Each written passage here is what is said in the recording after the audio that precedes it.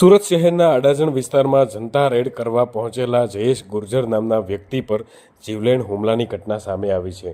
જનતા red કરી અને પોલીસની પોલ ખોલતા વ્યક્તિ ઉપર જીવલેણ હુમલો થયો હોવાની ઘટના સામે આવી છે. બુટલેગર દ્વારા પોલ ખોલનાર જયેશ ગુર્જર ઉપર જીવલેણ હુમલો કરાયો છે.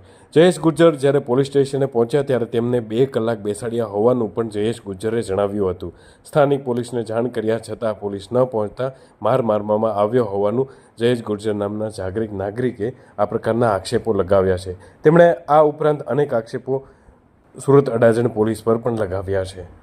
અડાજણ પોલીસ સ્ટેશન હદ વિસ્તારના અંદર ટીજીબી આવાસ આવ્યું છે. ટીજીબીની ગલીમાં સૌરવ પોલીસ ચોકીની બાજુમાં ત્યાં ખુલ્લેઆમ આવાસના અંદર દેશી દારૂનો અડ્ડો ચાલે છે, જ્યાં ફ્લેવરવાળા દેશી દારૂ વેચાય છે, જેની રજૂઆત છેલ્લા 1.5 વર્ષથી સીપીથી લઈને પીઆઈ સુધી દરેક મેં કરી દીધી હતી.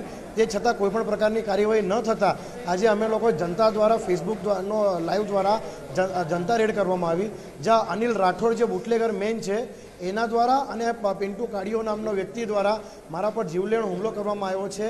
લાકડાના ફટકા અને સળિયા અને પથ્થરો દ્વારા મારા પર હુમલો કરવામાં આવ્યો છે. જ્યારે હું પોલીસ સ્ટેશન મને લઈ ગયા તો 2 કલાક સુધી મારી બ્લીડિંગ ચાલતી હતી અને મને સંજય ભરવાડ નામના કેશિયરે અંદર અડાજણ પોલીસ સ્ટેશનમાં જે એને અને ઇન્દ્રજીત નામના પોલીસનો વ્યક્તિ છે ડિસ્ટાફમાં, એ બંને રૂમમાં બંધ કરીને વાગેલા પર સ્ટેચીસ મારા વધારી દીધા, 2 મુક્કા મારા મોઢા પર મારી દીધા છે એ લોકોએ.